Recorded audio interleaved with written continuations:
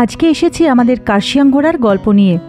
দার্জিলিং জেলার অন্যতম একটি পিকচার পারফেক্ট হিল স্টেশন হলো এই শহরটি, যেখানে প্রকৃতির মাঝখানে সহজেই নিজেকে নিয়ে হারিয়ে যেতে ইচ্ছে করবে।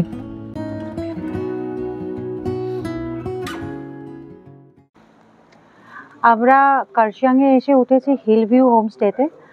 আর এখানটার সম্পর্কে আমার খুব বেশি ধারণা ছিল না, তবে এই হোমস্টেটা এসে অ্যাকচুয়ালি হোমস্টে বলতে যে জিনিসটা বোঝায় সেটার ফিলিংসটা কিন্তু আমরা এখানে এসে পেলাম। দুপুরে একটু তাড়াতাড়ি আমরা লাঞ্চটা সেরে নিলাম, কারণ আমরা এরপর যাব কার্শিয়াংয়ের যে কয়েকটা সাইট সিইং রয়েছে সেগুলো করতে যাব। তো অলরেডি অনেকটাই বেলা গড়িয়ে গেছে, ওই জন্য লাঞ্চের আমরা মানে ভিডিও করব বলেও আর করে উঠতে পারিনি। কিন্তু হোমস্টের যারা ওনাররা আছেন তারা এতটাই ভালো, আর ঠিক অ্যাকচুয়াল হোমস্টে বলতে যেটা বোঝায় ঠিক তাই। তো আমাদের দুপুরের ওনারা আয়োজন করেছিলেন ডাল ভাত, মিক্সড ভেজ, আর কি ছিল, চিকেন ছিল, আর প্রত্যেকটা রান্না দারুণ ছিল। তো যাই হোক, আমরা এখন ঘুরে আসি, সাইট সিইংগুলো করে আসি, পরে এখানকার ওনারদের সাথে আপনাদের আলাপ করিয়ে দেবো।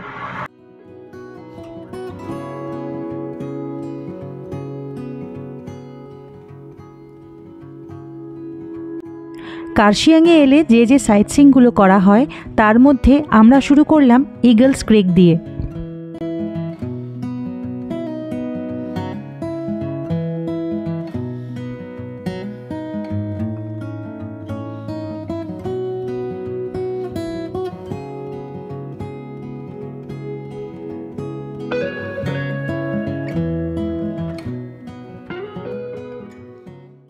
এখন আমরা রয়েছি কার্শিয়াংয়ের one of the most popular sightseeing eagle's ক্রেকে।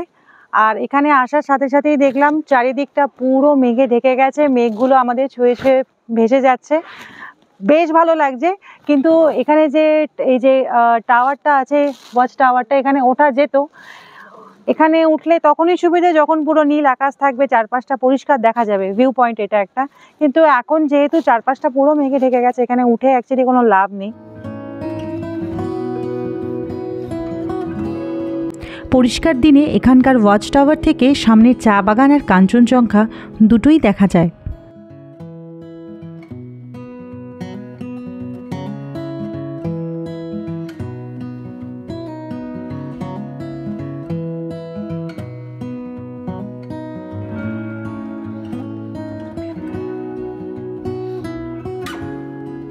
পরের যে জায়গাটায় গেলাম সেখানে গিয়ে দেখলাম তুলনামূলকভাবে ভিড় একটু কম, হয়তো বেলা শেষ হয়ে আসছে তার কারণেই, কিন্তু কষ্ট করে আসাটা আমাদের সার্থক।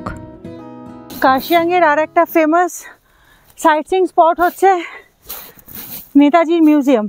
বেশ অনেকটা খাড়াই পথ উপরে উঠে কিন্তু মিউজিয়ামটা, একটু কষ্ট করে উপরে আসতে হবে।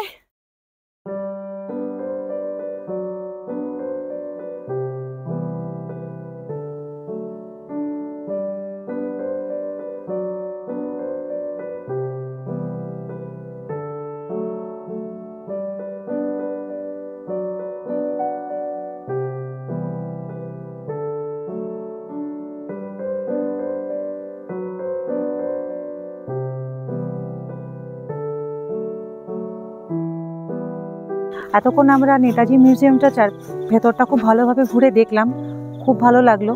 ভেতরে মানে পুরোটা ঘুরে দেখলে পরে একটা আলাদা অনুভূতি, একটা আলাদা আবেগ কাজ করবে। আপনারা আসবেন এখানে কার্শিয়াংয়ে ভিজিট করলে অবশ্যই এখানটা কিন্তু আপনাদের সময়ের মধ্যে রাখবেন, এটা দেখে যাবেন। আর ভেতরে ভিডিওগ্রাফি একদমই অ্যালাউ নয়। আর বলা হয় যে 1936 সালে যখন সুভাষচন্দ্র বোস ব্রিটিশ সরকারের হাতে বন্দী ছিলেন, তখন 7 মাস তিনি এই বাড়িতে কাটিয়েছেন। আবার 1937 সালের অক্টোবর মাসে তিনি এখানে আসেন। তো বাড়িটা কিন্তু প্রধানত ওনার দাদা শরৎচন্দ্র বোসের। তো এখানে সুভাষচন্দ্র বোস অনেকটা সময় কাটিয়েছেন, তাই একটা মেমোরি হিসেবে এই মিউজিয়ামটা ওনার নামে করা হয়েছে।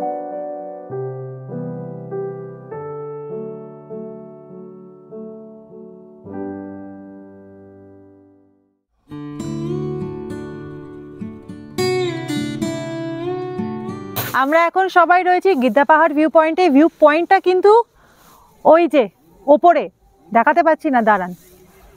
ভিউ পয়েন্টটা হচ্ছে ওই যে ওই ওপরে, ওইটা হচ্ছে ভিউ পয়েন্ট। আমরা পয়েন্টে আর যাইনি, আমরা একটু নিচে নেমে এসছি।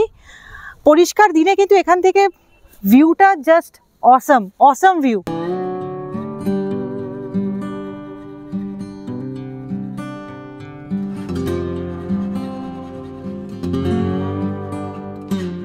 আমরা এখন দাঁড়িয়ে আছি কার্শিয়াংয়ের গিদ্দা পাহাড় ভিউ পয়েন্টে।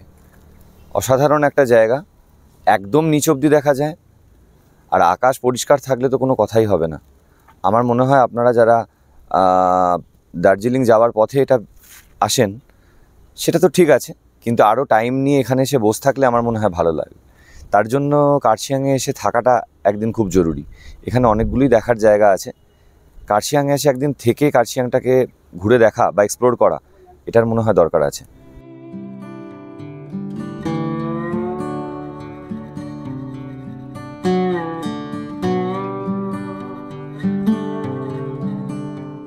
এখন যে রাস্তাটা ভিডিওতে দেখতে পাচ্ছেন, এটা কিন্তু একটা খাড়াই রাস্তা। সত্যি বলতে এই রাস্তা দিয়ে চলতে বেশ অ্যাডভেঞ্চারাস লাগছিল। আপনাদের মনে হতে পারে যে পাহাড়ের সব রাস্তাই খাড়াই, কিন্তু আমরা এখন যাচ্ছি হনুমান মন্দিরে।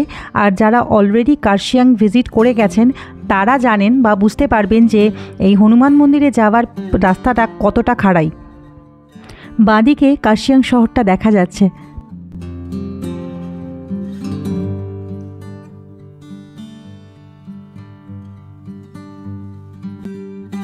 হনুমান মন্দিরের সামনে থেকে পুরো কার্শিয়াং শহরটার দারুণ একটা ভিউ পাওয়া যায়।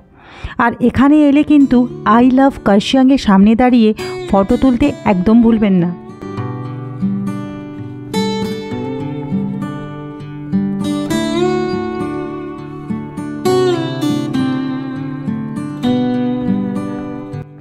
এরপর চলে এলাম সেই বিখ্যাত ডাউহিলে। ডাউহিল যে নামের সাথে জুড়ে আছে নানা ভৌতিক গল্প। দার্জিলিং থেকে মাত্র 30 কিলোমিটার দূরে অবস্থিত এই হিল স্টেশন। যাওয়ার আগে পর্যন্ত আমার মনেও নানা শোনা গল্প ঘুরপাক খাচ্ছিল, কিন্তু এখানে এসে দেখলাম সুন্দর পাহাড়ি রাস্তা, অর্কিডের বাগান, পাহাড়ের মধ্যে ঘন অরণ্য আর চা বাগান।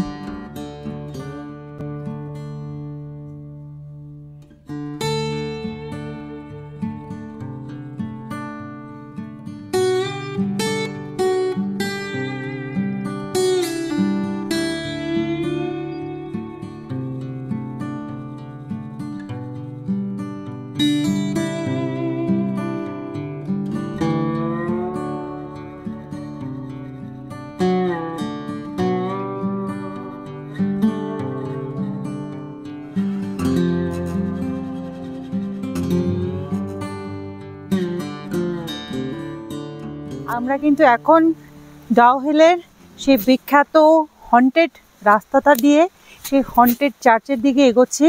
এখানে দুটো দলে ভাগ হয়ে গেছি। কেউ বলছে এখানে নাকি ভূত আছে, কেউ বলছে ভূত নেই। জানি না কোনটা আছে আর কোনটা নেই। অম্বরীশ, তোমার কি ভয় ভয় করছে? একদমই না, গা ছমছম করছে। ন্যাচারাল প্লেস, ভালো লাগছে, যথেষ্ট ভালো লাগছে। কি ঠান্ডা না জায়গাটা? ঠান্ডা, পলিউশন ফ্রি জায়গা, যথেষ্ট ভালো।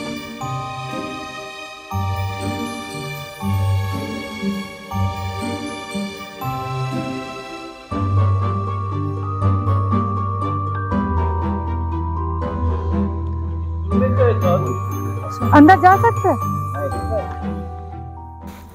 আমরা কিন্তু এখানে চার্চ দেখবো বলে এসেছিলাম। এর আগেও আমি ইউটিউবে অনেক ভিডিও দেখেছি যেখানে চার্চটার আমি ছবি দেখেছি, কিন্তু এখানে এসে জানতে পারলাম যে আমাদেরই মতন অনেক ট্যুরিস্টের সহায়তায় চার্চে যাওয়াটা বন্ধ হয়ে গেছে। ট্যুরিস্টরা এত অভদ্র কিছু ব্যবহারের জন্য, তারপর প্রকৃতিকে নষ্ট করবার জন্য স্কুল থেকে কিন্তু এটার ভেতরে, স্কুলের ভেতরেই চার্চ তো, যাওয়াটা বন্ধ করে দিয়েছে। তো এটা আমাদের ব্যাড লাক যে আমরা নিজেদের দোষেই কিন্তু একটা হেরিটেজ জায়গাকে, ভালো জায়গাকে দেখা থেকে মিস করলাম। তো আপনাদের কাছে রিকোয়েস্ট রইল যে পরবর্তীকালে আপনারা যেখানেই যাবেন আমাদের ভারতবর্ষ হোক, ভারতের বাইরে হোক, জায়গাগুলোকে মেনটেন করার দায়িত্ব কিন্তু আমাদের। সেটাকে মেনটেন করবেন, ভালো রাখবেন, সবার দেখার উপযোগ্য করে তুলবেন। আপনাদেরকে রিকোয়েস্ট রইল, যদি আমার ভিডিওগুলো ভালো লাগে তাহলে প্লিজ আমার চ্যানেলকে সাবস্ক্রাইব করবেন, আর অনেক একদম থ্যাংক ইউ, অনেক অনেক শেয়ার করবেন, লাইক করবেন, আর অবশ্যই যেটা সবচেয়ে দরকার সেটা হচ্ছে ফিডব্যাক দেবেন। তাহলে কমেন্ট আপনাদের করবেন। ফিডব্যাকটা দিলে আমরা খুব জানতে পারবো যে সেরকম একদম তাই। থ্যাংক ইউ ভেরি মাচ আমার সব ভাই বোনেদের, থ্যাংক ইউ। তার ভিতরে একটা চার্জ, একটা আলো আধারির ব্যাপার আছে, মানে প্রখর রৌদ্রেও কিন্তু এখানে খুব বেশি আলো ঢেকে না। কার্শিয়াংয়ের অন্যান্য পাহাড়ি গ্রামের মতোই সুন্দর ডাউহিল, তবুও এটি অন্যদের থেকে ভীষণ আলাদা।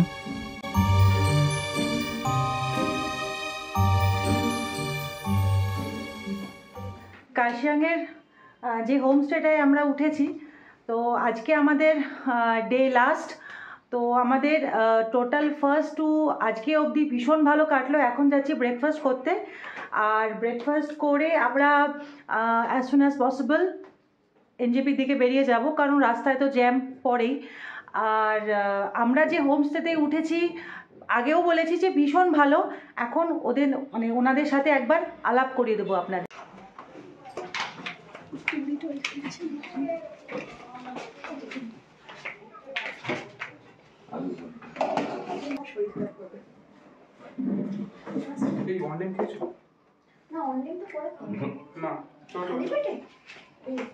ব্রেকফাস্টে কিন্তু আমরা এখানে আলু পরাঠা আর মরিচ নিয়েছি, ওখানে ব্রেড বাটার আর অমলেট। তো কালকে দুপুরে আমরা যা খেয়েছি ভীষণ ভীষণ ভালো, একেবারে ঘরোয়া, মানে ঘরেতে আমরা ঠিক যেভাবে রান্না করি অল্প তেলে, দুর্দান্ত খাবার, দুর্দান্ত খাবার। কালকে আমার আর এনার্জিতে একদম কুলোচ্ছিল না বলে আমি কোনো ভিডিও করতে পারিনি। তো ভাবলাম যে আজকে ফ্রেশ মাইন্ডে ওনাদের সাথেও আলাপ করব, আর আমরা কোথায় আছি, কীরকম খাবার খাচ্ছি সেটাও আপনাদের দেখিয়ে দেবো।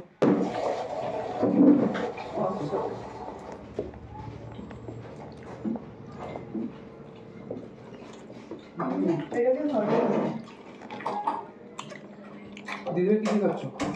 একটু সস নিয়েছি। আচার নাও। আচারটা নাও, ব্যাপক আচারও আছে তো देख सॉस लिया मैंने। आलू पराठा वाव बना है।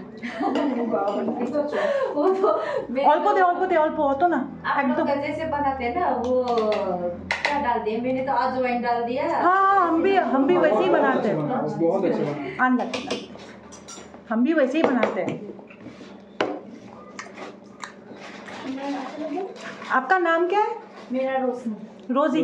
रोशनी रोशनी। তাড়াতাড়ি খাও বাবা, তুমি ওইটুকুনি করে তুললে হবে না, ওকে একটা ছেড়ে जो जो स्प्राउट का अचार है। काट है ना मैम, जो हम लोग का यहाँ काट दिया ना आपका, उसमें सेकंड में तो नहीं मेरा काट दिया। काट दे देंगे।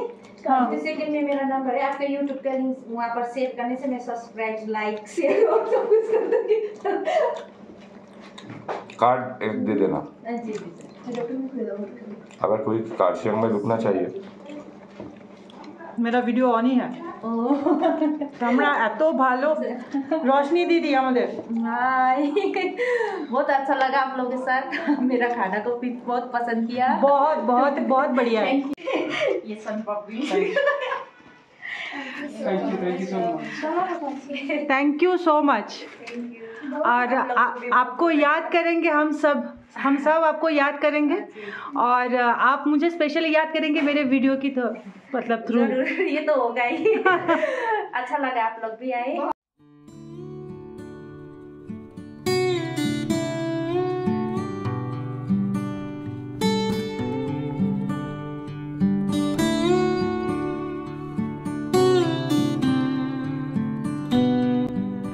প্রতিটা গল্পের যেমন শেষ আছে, তেমনি আমার এই গল্পের প্রায় শেষের মুখে চলে এসেছি।